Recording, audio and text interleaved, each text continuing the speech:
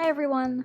Welcome to Inktober day number 7 here on YouTube. And that's right, we are on day number 7.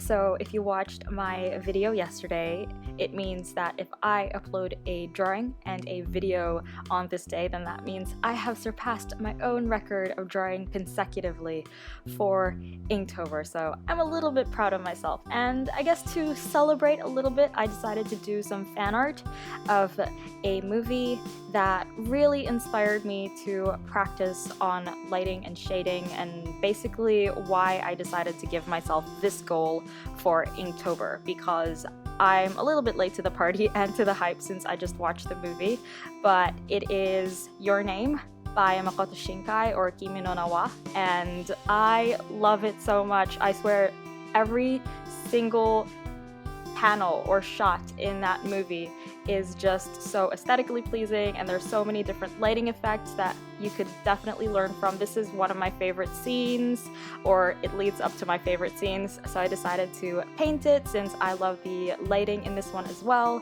And yeah, so if you guys have watched this movie, then let me know in the comments below if you loved it, or if it was okay, let me know as well. Or if you haven't watched this movie, then I highly recommend watching this because it is amazing.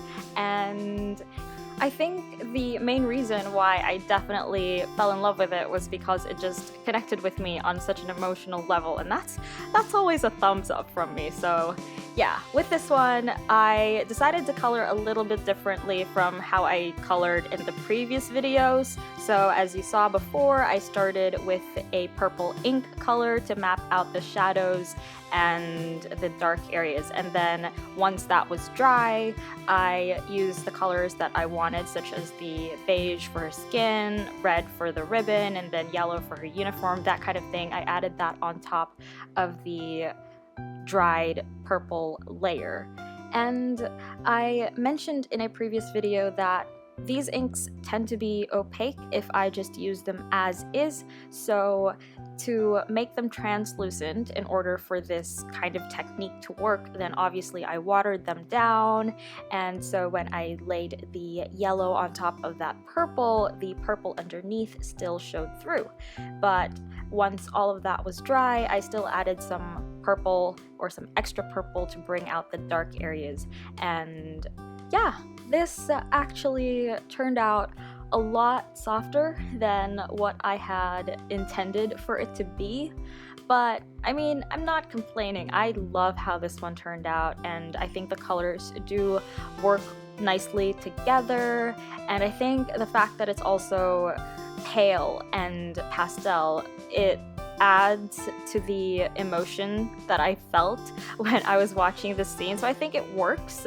And this is actually one of my favorite scenes, or it leads up to my favorite scene, so that's why I wanted to paint this. And I also really liked the lighting in this shot, so that's also one of the reasons why. And what I did was I pretty much just took a screen grab and referenced that.